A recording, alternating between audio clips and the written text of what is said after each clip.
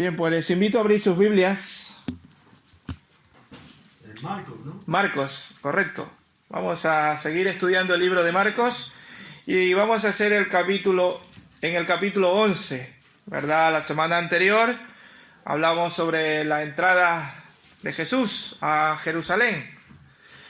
Pues hoy vamos a leer los versículos 12 al 14 y luego nos vamos a ir hasta del 20 al 25. Y ustedes dirán ¿por qué? Porque esos dos pasajes es lo mismo, ¿vale? Capítulo 11, versículos 12 al 14 y luego del 20 al 25. Dice la palabra del Señor en Marcos capítulo 11, versículo 12. Al día siguiente, cuando salieron de Betania, tuvo hambre y viendo a lo lejos una higuera frondosa, se acercó a ver si tal vez hallaba en ella algo, pero nada halló sino hojas, pues no era tiempo de higos. Entonces Jesús dijo a la higuera estas palabras, en un tono que los discípulos oyeron: nunca jamás coma nadie fruto de ti. Versículo 20. Por la mañana, al pasar junto a la higuera, vieron que se había secado desde las raíces. Entonces Pedro, acordándose de lo sucedido, le dijo: Maestro, mira la higuera que maldijiste, se ha secado. Respondió Jesús: tened fe en Dios. Os aseguro que cualquiera que diga a este monte, quítate y échate en la mar, sin dudas en su corazón, sino creyendo, se hará lo que dice. Lo que diga, se hará. Por tanto, os digo, todas las cosas que pedís en oración, creed que ya lo habéis recibido y lo obtendréis.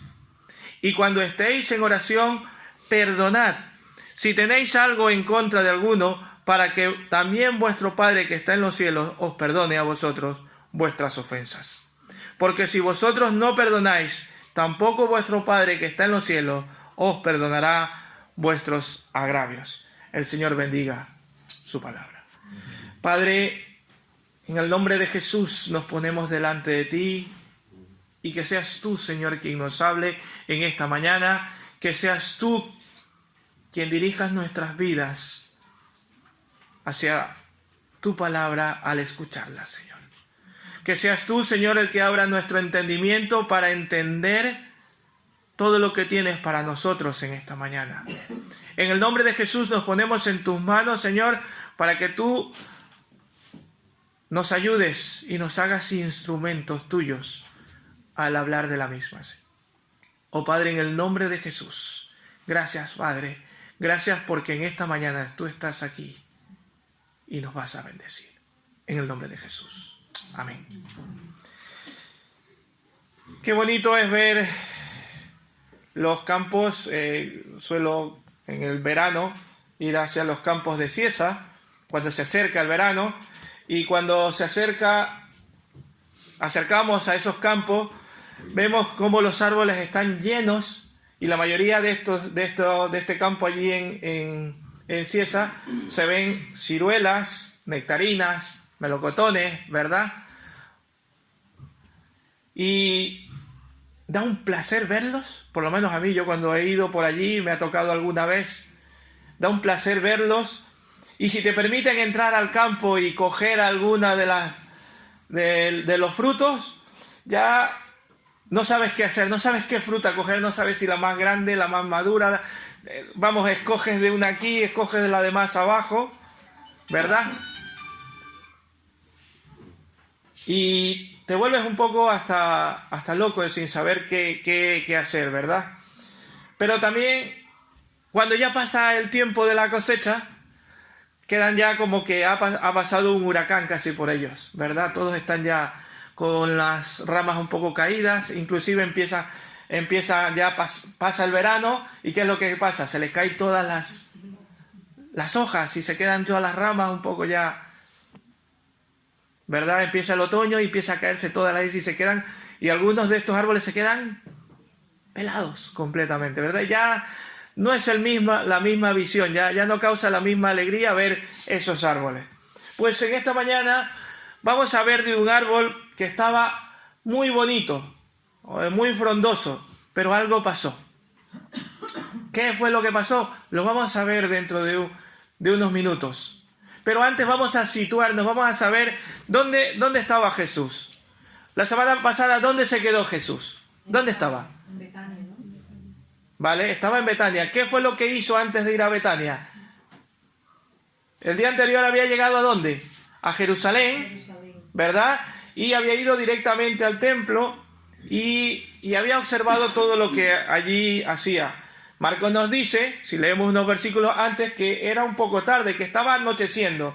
Y entonces no hace nada, no dice nada, sino que se fue a Betania, como dijo Aida. Es verdad, después de salir de Jerusalén, vio algunas cosas, pero Marcos nos dice que estaba anocheciendo y se fue a Betania. Posiblemente a la casa de Lázaro y sus hermanas, Marta y María.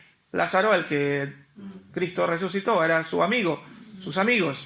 Y ellos vivían en Betania, y Betania estaba muy cerquita de Jerusalén. Posiblemente allí se fue, no lo dice la palabra del Señor, pero normalmente si tú vas a visitar un sitio, vas donde tus amigos, tienes donde quedarte, ¿verdad? Algún sitio que está cerca, por lo general. Por eso podemos asumir que a lo mejor pudo haber ido allí y pasó la noche. Y a la mañana siguiente, que es donde empieza nuestro relato, volvió Jesús a Jerusalén, ahora ya con la clara intención de expresar lo que él había visto en la casa de oración o en la casa del Señor, en este caso el templo, que algo habían hecho.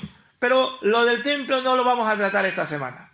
Lo del templo lo trataremos, si Dios quiere, dentro de un par de semanas, ¿vale?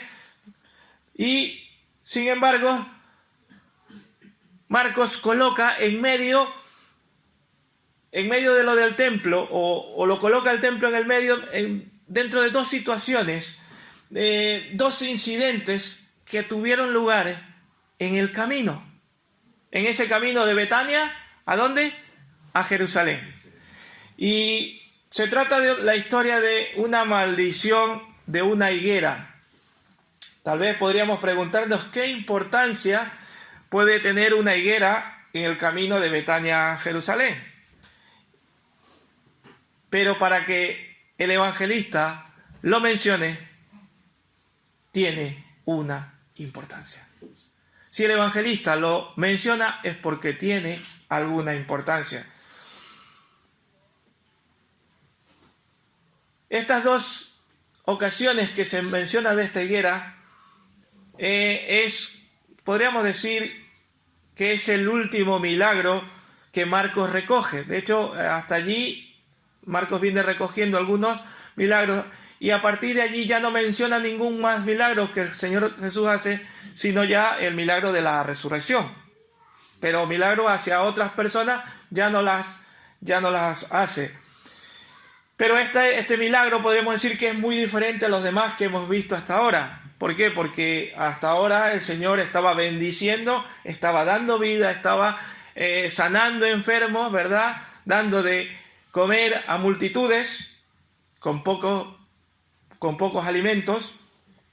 ¿Pero qué propósito tiene esto? Hermanos, el Señor siempre quiere enseñar algo o quería enseñar algo a sus discípulos y siempre también quiere enseñarnos algo a nosotros. Por eso digo, si el evangelista Marcos lo coge y lo pone, es porque algo nos quiere enseñar. ¿Y qué es eso que Dios les quiere enseñar a sus discípulos y también nos quiere enseñar a nosotros en esta mañana? Vamos a ver, vamos al versículo 2, versículo 13.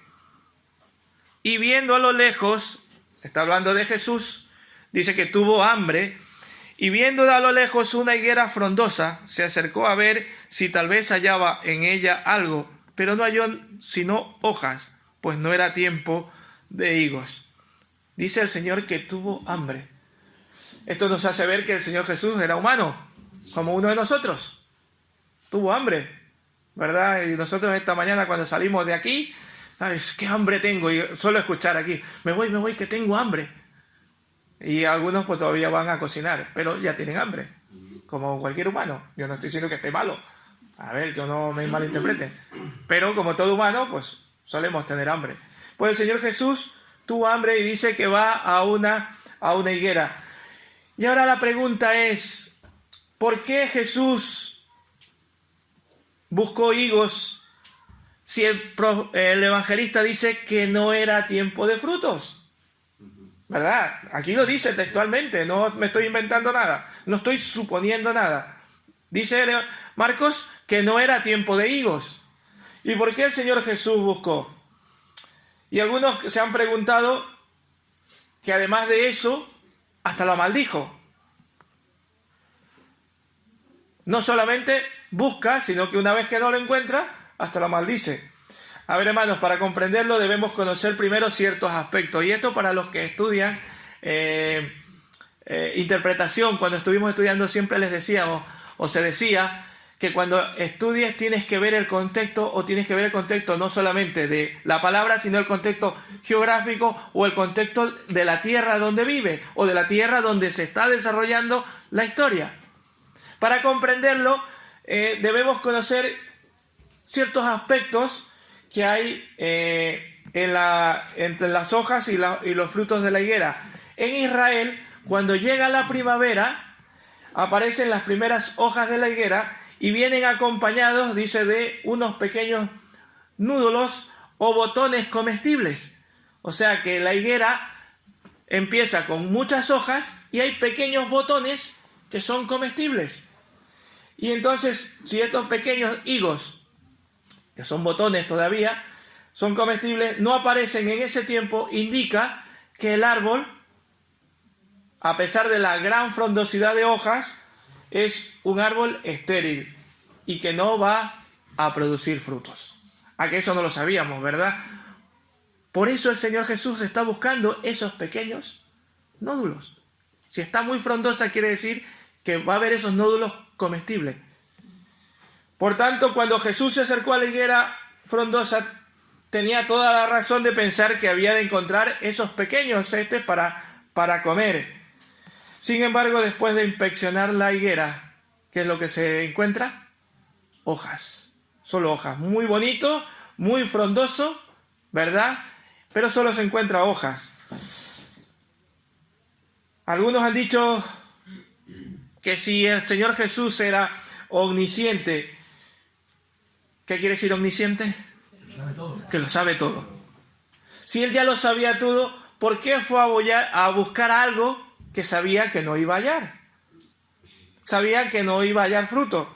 Hermanos, para contestar esto debemos tener en cuenta que el Señor estaba actuando de una forma gráfica. Y al Señor Jesús le gustaba mucho enseñar con parábolas, con estas gráficas, no solamente hablando, pero demostrando con cosas que ellos conocían. Que ellos conocían. De hecho,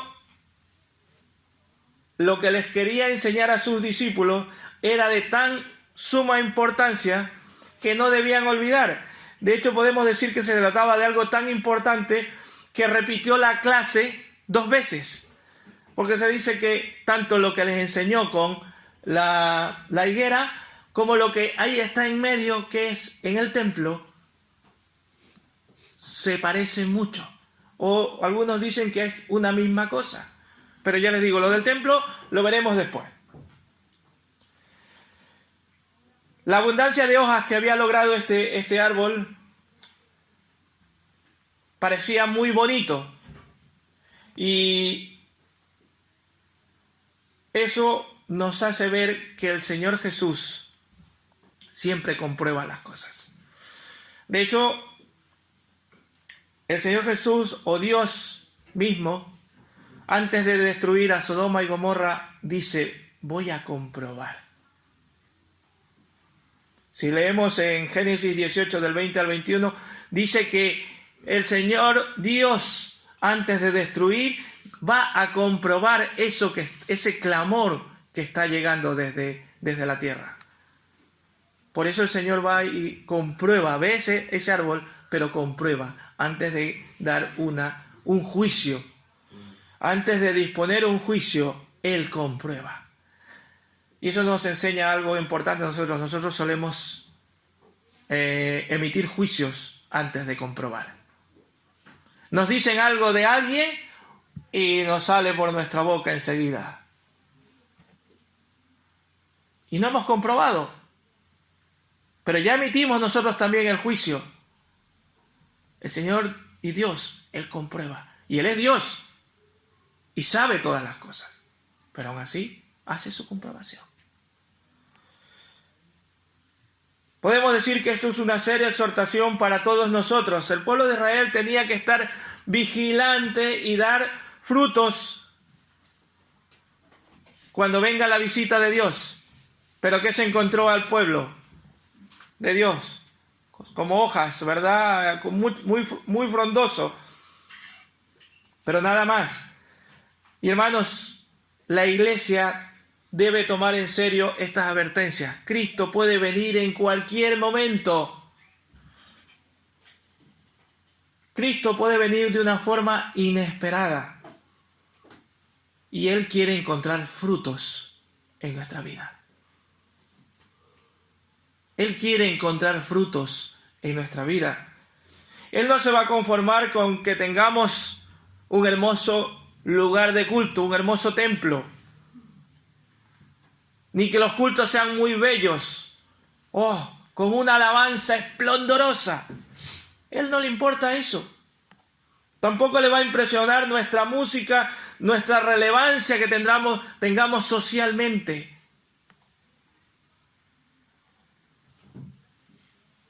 Dice la palabra del Señor, y quiero leer textualmente. Mateo 7, versículos 21 al 23. No todo el que me dice, Señor, Señor, entrará en el reino de los cielos, sino el que hace la voluntad de mi Padre que está en los cielos. Muchos me dirán en aquel día, Señor, Señor, ¿no profetizamos en tu nombre? Y en tu nombre echamos fuera demonios, y en tu nombre hicimos muchos milagros. Y entonces les declararé, nunca os conocí, apartaos de mí, hacedores del mal. ¿Qué fruto estamos dando al Señor? Estamos como hojas nomás allí, muy bonitas, aparentando. Recordemos, hermanos, que el bautismo, el ser miembros de una iglesia, el participar de la cena del Señor y la práctica asidua de las formas externas del cristianismo está muy bien. Pero eso solo pueden ser únicamente hojas. Pero nos hace falta algo, el fruto del Espíritu Santo. El fruto de Dios en nuestras vidas. Y como dice su palabra en Mateo 7:16, por sus frutos los conoceréis. Y también en Gálatas 5:22 y 23 dice, mas el fruto del Espíritu, ¿qué es? Amor, gozo, paz, paciencia, benignidad, bondad, fe, mansedumbre, templanza. ¿Estamos dando nosotros ese fruto del Espíritu? ¿O solo estamos en hojas, aparentando que somos cristianos? Para que nos vean entrar por esa puerta, que es un creyente. Pero salimos de aquí y solo somos hojas, muy bonitas. ¿Qué fruto estamos dando? Y esto me lleva a reflexionar, hermanos, sobre mi propia vida. Y les animo y les exhorto, hermanos, que espero que ustedes también, esta exhortación sea para ustedes, no solo para mí. Si Dios evaluara el fruto que produce tu vida en este momento, ¿cuál sería la respuesta de Dios?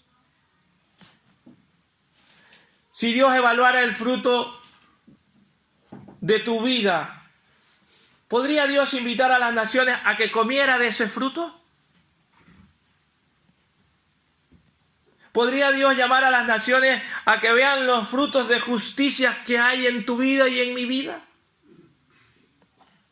¿Podría Dios recibir gloria y honra por los frutos que hay en mi vida y en tu vida?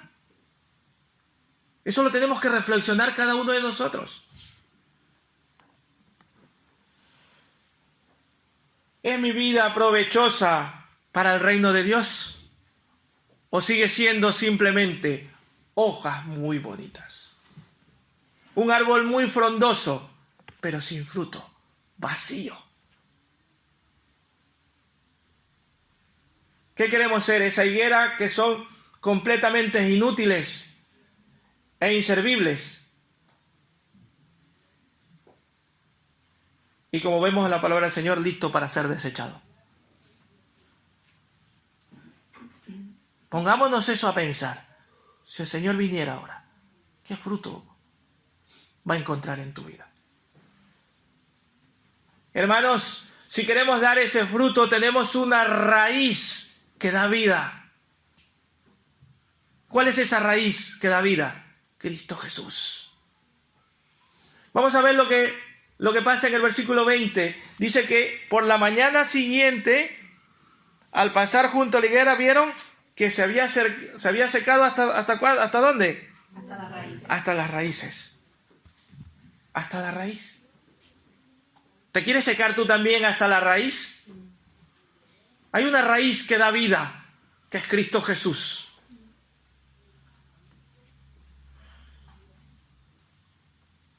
Cuando volvieron a pasar por el mismo recorrido hacia Jerusalén, descubrieron 24 horas después. Tan solo 24 horas después, que qué había pasado con este árbol, se había secado. Y como dice, hasta la raíz. De aquella frondosa y vigorosa higuera, se había secado hasta lo último.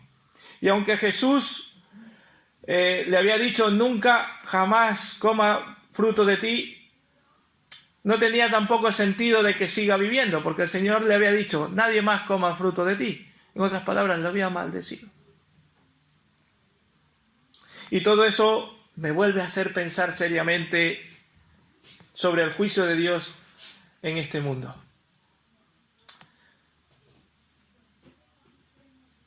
¿Puede el Señor decir que tú eres una vid escogida y plantada que da fruto para su gloria? ¿Puede decirlo? Eso lo tienen que contestar ustedes, no yo. Yo contesto de mi vida si el Señor me hiciera esa pregunta. Y si no es así, ¿cómo podemos dejar de vivir una vida vana e inútil y comenzar a vivir una vida fructífera para Dios? ¿Cómo podemos hacerlo? ¿Cómo podemos empezar a vivir una vida fructífera? Veamos la respuesta de Jesús.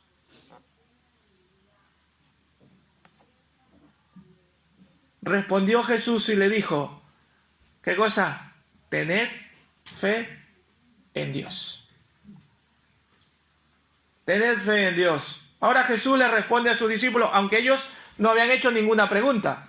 Ojo que ellos no estaban haciendo ninguna pregunta. Simplemente Pedro, que es siempre el más... Es el Aida, ¿verdad? Que siempre... Más impulsivo, ¿verdad? El más impulsivo siempre sale y dice, mira, Señor, mira lo que ha pasado con la esta que hablaste tú ayer.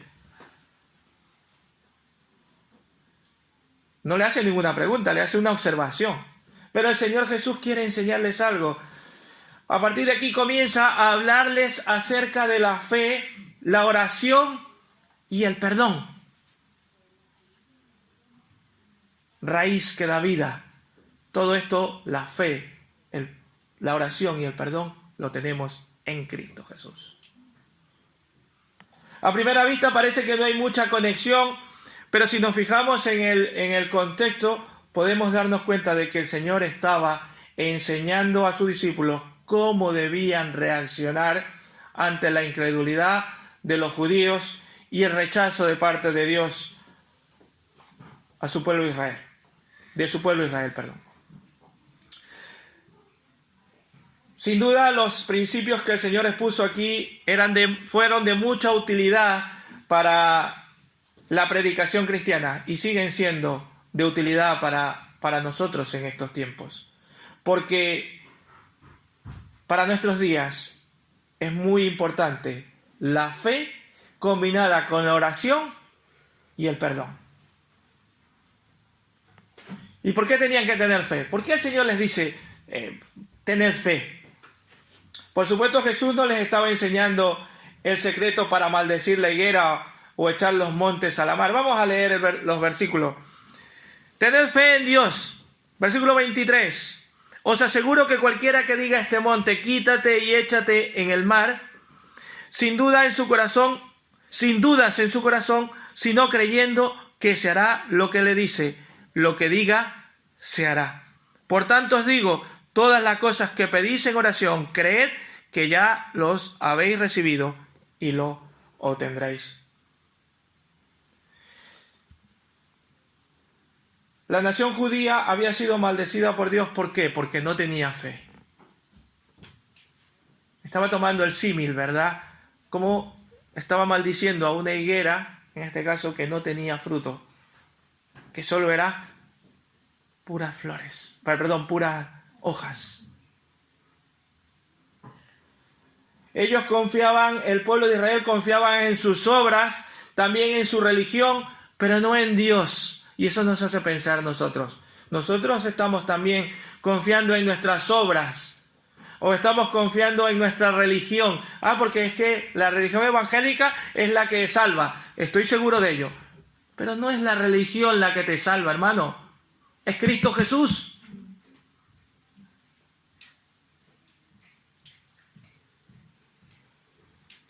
Y esta fue una de las razones por la que vino, para emitir su juicio ante todos ellos. Al mismo tiempo debemos entender que la fe es el único medio por el que podemos llevar fruto. Hermanos, si queremos llevar fruto tenemos que tener fe.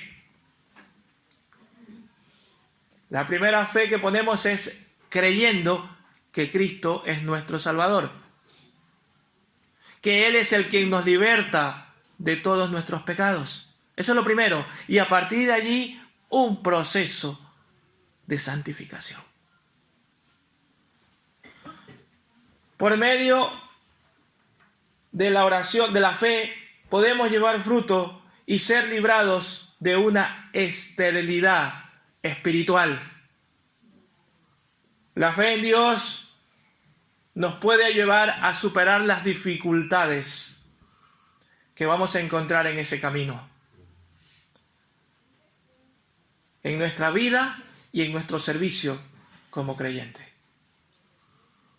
Dice la palabra del Señor, el que creyere y no dudare, ¿qué cosa? Le será hecho lo que dice. La verdadera fe, hermanos, comprende en la pequeñez y la inutilidad de nosotros como hombres para alcanzar las obras de Dios, y por esta razón debemos descansar en su poder y en su gracia. No somos merecedores, pero por eso debemos tener fe en Cristo. Y aquí se encuentra el secreto para todo milagro producido por la fe en Dios. Y aquí dice algo interesante: montes serán arrojados a la mar. Hermanos, esto no es de manera literal. Ojo, algunos lo predican y dicen, tú puedes, ese monte lo puedes cambiar al otro sitio, si tú tienes fe en Dios. No es literal, hermanos. Cuidado. El Señor se refirió a este tipo de milagros de la siguiente manera. Les dice, de cierto os digo que cualquiera que dijere este monte, quítate y échale en el mar, y no dudar en su corazón, sino que creyere y será hecho lo que dice, le será hecho. ¿A qué se refería el Señor? A la fe. Pero si vemos se repite esta frase de tener fe en los demás evangelios. De hecho, en Mateo 17:20 y en Lucas 17:6 lo menciona, y en cada una les da como unas pequeñas diferencias. Y en realidad se trataba de una frase que los judíos usaban con frecuencia refiriéndose a suprimir problemas o a superar dificultades. A eso se refería, no a que va a mover los montes literalmente, sino a superar problemas y a superar dificultades. Por lo tanto, debemos interpretar, como digo, estas palabras literales. Lo que quería decir el Señor es que si tenemos verdadera fe, la oración puede tener el poder para resolver cualquier dificultad y vencerla. Eso es lo que quiere decir. Por ejemplo, uno de los problemas más grandes del hombre, ¿cuál es? O el problema más grande del hombre, ¿cuál es? El día viernes lo dijimos, que estuvimos aquí en la vigilia. ¿Cuál es el problema más grande del hombre? El pecado. Y nos cuesta mucho vencer el pecado. Diga, levante la mano aquí el que no le cuesta vencer el pecado. Yo me bajo mis manos. Nos cuesta muchísimo vencer el pecado, ¿verdad? Es el problema más grande del hombre. Y a veces son como una montaña que nos impiden acercarnos a Dios. Pero ¿qué dice Él? Si pides con fe, Él está dispuesto a echarlos al mar. A lo profundo del mar, como dice Miqueas 7:19, serás perdonado, tus pecados te serán quitados y serán lanzados ¿a dónde? Al fondo del mar. ¿Vieron cómo ahora sí se asemeja una cosa con la otra? Dios se dispone a eso en todos los procesos de nuestra vida, empezando con el pecado y también en las dificultades que podemos encontrarnos en la obra del Señor. De hecho, en Zacarías 4, 6 al 7 habla de una esta donde les está haciendo ver que la obra del Señor necesitan de Él, necesitan de la fe, y le dice, no te preocupes, que serán echados fuera. Hermanos, no debemos quitar la fuerza de esta promesa ni restarle valor. Tanto en la esfera física como en la espiritual, si tenemos fe, podemos superar todas las dificultades.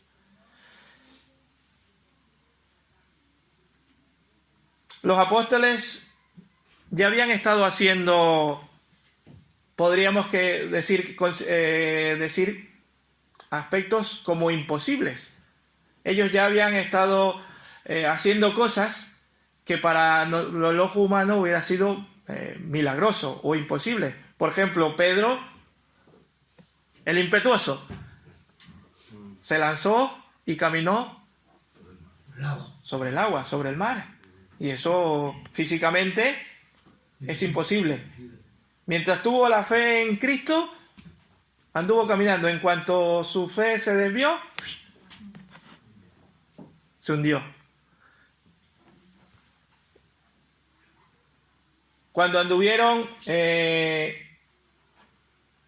dos en dos predicando el Evangelio, dice que sacaron demonios. Y todo el libro de Hechos nos prueba de cómo la fe en Cristo Jesús hace que muchas cosas maravillosas puedan suceder.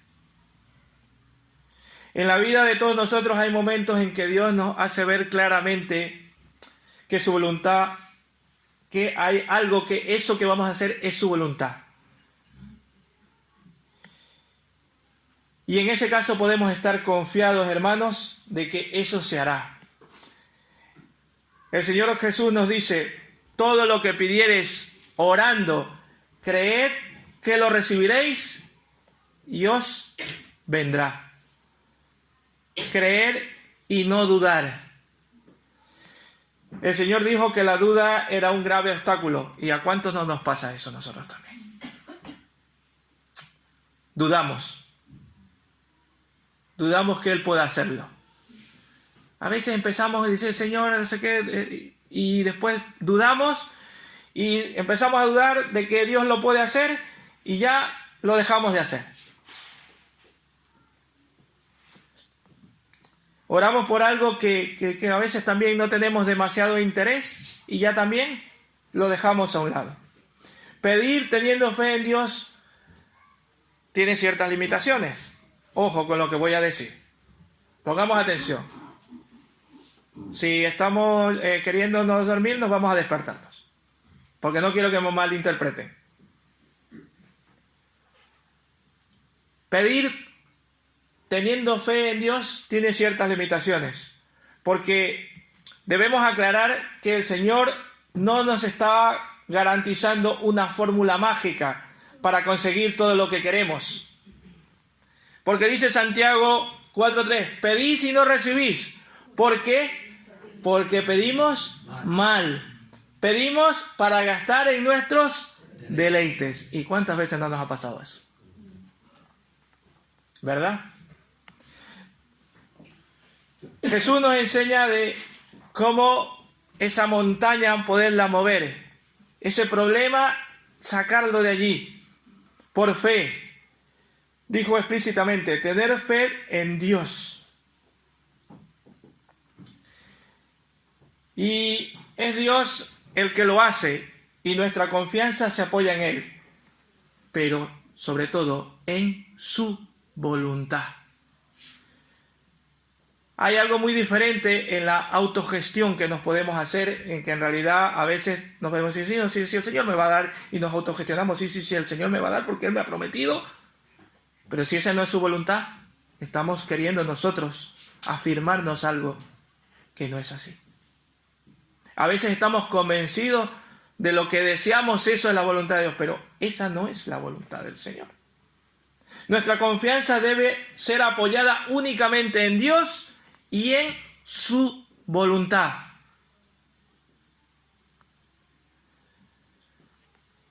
El Señor Jesús estableció ciertas pautas y esta es una de ellas. Debemos pedir bien. Debemos pedir de acuerdo a la voluntad de Dios. Debemos respetar la voluntad de Dios. Él quiso decir después en esos versículos que hay como una especie de filtro que debe pasar nuestras oraciones. Si vuestras oraciones quieren que sean escuchadas, primero debéis pedir bien. Y en otra también les dice, en Juan 15:7, les dijo a sus discípulos y nos dice a nosotros, Juan 15, versículo 7, si permanecéis en mí y mis palabras permanecen en vosotros, pedid todo lo que queréis y os será hecho. Otra cosa, para que, aunque pidamos, debemos, dice, si permanecéis en ¿quién? En mí. Permanecéis en Cristo. ¿Y qué cosa? Y mis palabras permanecen en vosotros. Y cuando dice mis palabras, se refiere a esto en nuestros días. ¿Y qué pasa? Lo tomamos a la ligera lo que dice la palabra del Señor. Lo tomamos muy a la ligera. Nos dice muchas cosas. Nos dice no mintáis y mentimos. Por ejemplo, y luego cada uno analíceselo en su vida. ¿Qué es lo que la palabra del Señor está diciendo? Y nosotros no lo hacemos. Permanecéis en mí y en mis palabras. Y después cuando estamos orando, y dice, Señor, si no me escucha.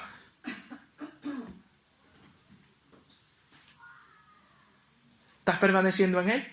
¿Estás permaneciendo en su palabra? Orar con fe no significa únicamente estar seguros de que lo que pedimos sucederá, sino que debemos asegurarnos que lo que estamos pidiendo es la voluntad de Dios.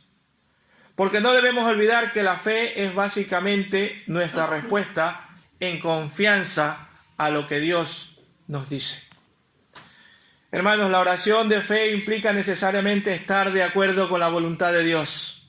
Y la voluntad de Dios dice es que debemos obedecerle en su palabra. Que debemos hacerlo, lo que dice su palabra. Dice 1 Juan 5:14, y esta es la confianza que tenemos en Él, que si pedimos alguna cosa conforme a su voluntad, Él nos oye.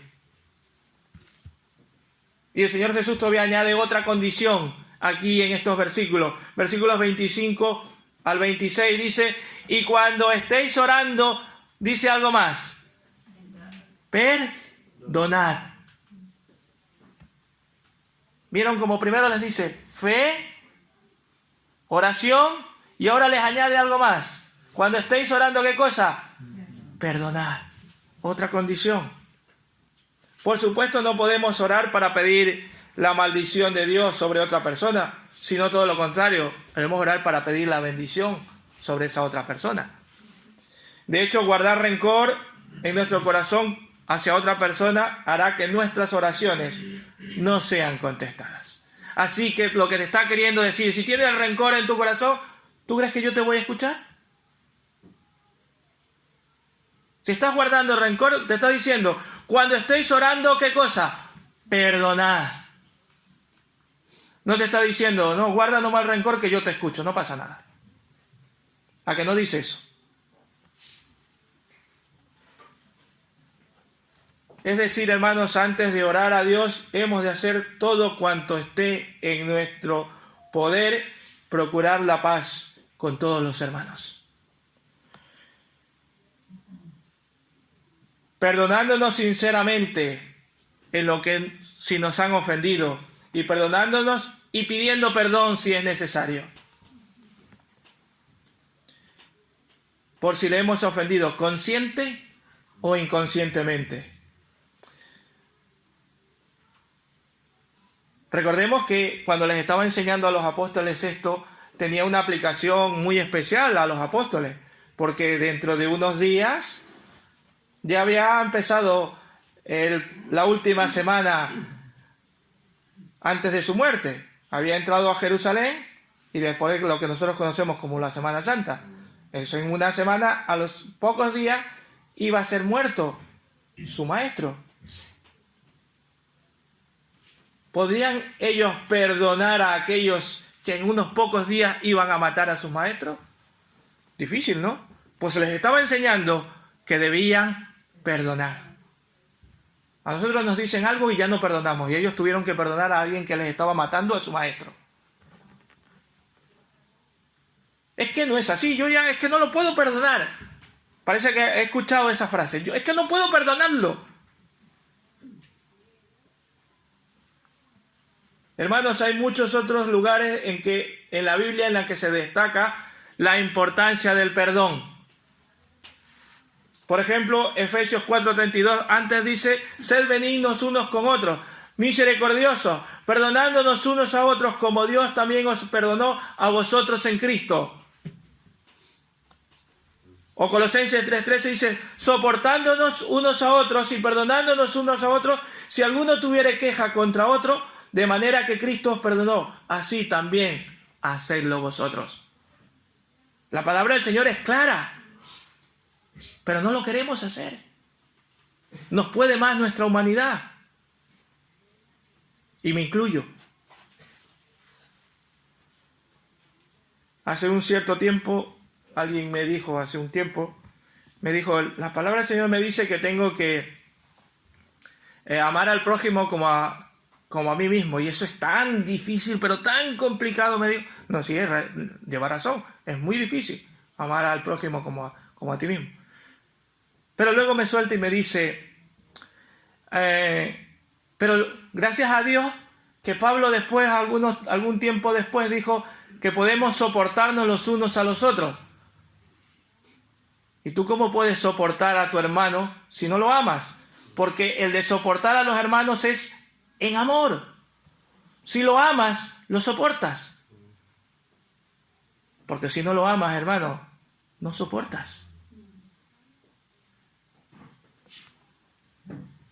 Si bien es cierto que no nos ganamos el perdón de Dios por perdonar a los demás o a los otros, pero también es verdad que si no somos capaces de perdonar a otros, esto nos pondría seriamente en duda, y miren lo que voy a decir, que nosotros mismos hayamos sido perdonados. Me pone en cierta duda si tú no eres capaz de perdonar a tu hermano, de que tú mismo hayas sido perdonado por Dios. En otras palabras, no sé si seriamente hayas aceptado a Cristo y hayas tenido un nuevo nacimiento en tu corazón. Cuidado. Quiero concluir en esta mañana en decir, hermanos, eres como un árbol sin fruto a pesar de que estás en medio de la labranza del Señor. Si estás aquí, estás en medio de esa labranza que Dios quiere hacer con tu vida. Pero sigue siendo un árbol sin fruto. Hermanos, ya es tiempo que des fruto, o solo quieres seguir siendo aparente como esta higuera, con muchas hojas, pero sin fruto. Te resistes a creer en Cristo como tu único Salvador. O te resistes a someterte a la palabra de Dios. Al contrario, dices, no, voy saltando, esto no es para mí. Esto no es para mí. Cuidado, hermanos. Todo árbol que no da fruto será cortado. Llevemos cuidado. ¿Qué árbol somos? Hermanos, si crees en Cristo, si crees que Cristo llevó en la cruz todos nuestros pecados, que Él llevó toda maldición allí en la cruz, si alcanzas a comprender la gracia de nuestro Señor, ese perdón del Señor, debemos comprender sus enseñanzas y, hermanos, ponerlas por obras. ¿Qué es difícil? Sí, nadie lo dice, dice lo contrario. Pero debemos intentar cada día en nuestras vidas. Pero a veces nos sentimos muy cómodos, aparentando que somos creyentes, con muchas flores, con muchas hojas, pero no tenemos absolutamente nada de fruto. Hermanos, si esa es tu vida, sin fruto, solo puras hojas, clama a Cristo para que el Espíritu Santo ilumine tu entendimiento y veas las cosas como realmente son. Y no te dejes llevar por apariencias. Pide al Señor que puedas dar el fruto que Él quiere. No te contentes con tener apariencia. No te contentes con ser, perdonadme esta frase, creyente que venga, caliente en la banca y se vaya. No te contentes con ello. Pide al Señor que te haga un verdadero cristiano. Pide a Cristo que te haga un árbol que dé frutos. Porque si no das frutos, puedes recibir una maldición de Cristo. Pide a Dios que puedas dar frutos que sacien a otros y mostrarle a los demás la gracia y la salvación y la bondad y el amor de Dios. Si crees en Cristo en tu corazón, tienes derecho de participar del fruto del árbol de la vida cuando Cristo venga. Puedes ser saciado completamente y mostrar a otros que pueden ser saciados también en el Señor Jesús. Y solo quiero dejar una última pregunta para todos nosotros. ¿Queremos vivir vidas fructíferas o deseamos seguir siendo inútiles sin provecho alguno, vanos en el reino de Dios? Yo no lo sé, pero yo no quiero eso. Que cada uno podamos analizar qué árbol queremos ser. ¿Un árbol frondoso sin fruto o un árbol que da fruto para gloria de nuestro Señor y Salvador? Que el Señor les bendiga en esta.